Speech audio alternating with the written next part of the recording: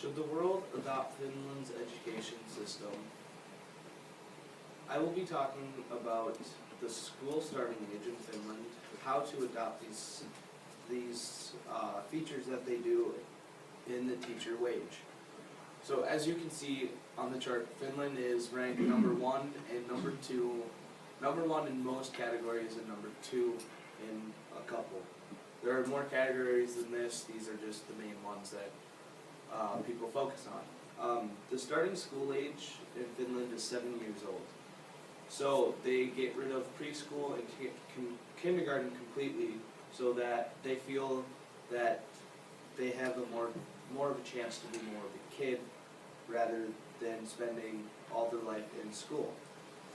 The average starting school day is between 9 and 9:30, and a school day is typically at most 5 hours long. In between each course they take, they get a 15-minute break after the course is done. The typical class size is about 15 to 20 students, which allows the teachers to actually get involved with the student and teach them one-on-one more than having 20 to 30 students in a class.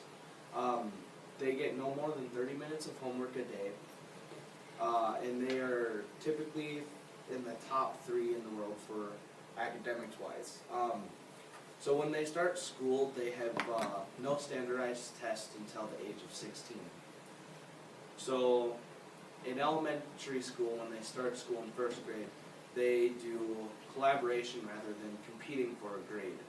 So instead of taking tests for spelling, they learn different languages. At the age of 7, they should know 2 languages, and by the age of 13, the average Finland student knows 4 to 5 languages.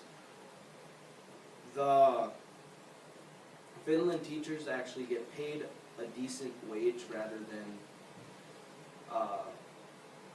in America, where it's an okay salary or wage.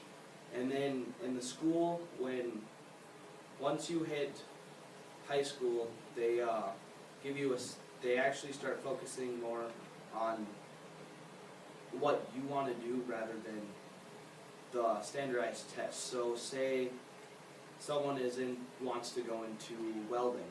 So they'll have their 3 main classes, which will be their 3 required classes, which is math, English, and science, and then they'll have 2 classes of what they want to go into. So they'll have like 2 welding classes that they go to after the 3 main classes. And then the features about this country is that it's a society country. So the fact that if we try to adopt the education system there, we probably couldn't do it. And most of the teachers actually trust the students to do their homework, to participate in class, to do everything that they're supposed to do, rather than having a student get overwhelmed with homework for, say, 3 or 4 hours a day doing homework. They only have 30 minutes. And the teacher's wages, in order to become a teacher in Finland, you have to have a master's degree. So in order to become a teacher, you have to apply, and only the top 10% that apply get in. So like the top 2 or 3 people in a class of high school and college have to are teachers or apply to be teachers, but only 1% or 10% of them get in. And then in order to do it, you have to be in the top 3 in your class for all of high school. So in order to, or a research study done by the National Committee of Schooling, I think, says that Finland's education system is probably one of the top in the world, along with Korea and China. But in Korea and China, they push and push and push, where Finland is working or trying to work on more of what the student wants to do. So these are the teacher's starting salary, and then after 15 years of experience, and then maximum salary. So the starting salary for Finland is 0.9 or better than the United States and the OECD average. And then after 15 years, it's the same as the United States, and then at the maximum time, it goes up, or it's higher than the United States, but the maximum, or the OECD average is higher overall.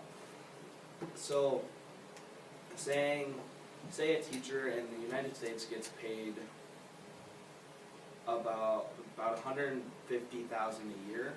Well, after 15 years of experience, well, the average, or maximum salary, the Finland teacher will get paid about $200,000 a year to $250,000 a year.